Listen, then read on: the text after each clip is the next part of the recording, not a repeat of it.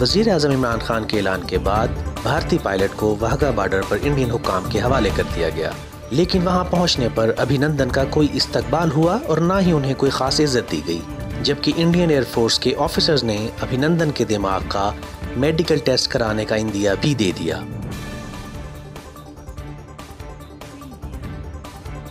भारतीय जंगी जनून के बावजूद अमन की बात करने पर वज़ीर-ए-आज़म इमरान खान को अमन का नोबेल इनाम देने के लिए कौमी असम्बली सेक्रेटेरिएट में करारदाद जमा कराई गई है। पाकिस्तान की जानिब से अमन के पैगाम के बावजूद LOC पर भारत की जारहियत का सिलसिला जारी है, जबकि गुज़िश्ता रोज शदीद गोलाबारी के नतीजे में एक शहरी शहीद और 5 जख्मी हो गए। वज़ीर-ए-आज़म ने पंजाब हुकूमत को लाहौर समेत पंजाब के बड़े शहरों में ज़रई अराज़ी पर हाउसिंग स्कीम बनाने से रोक दिया।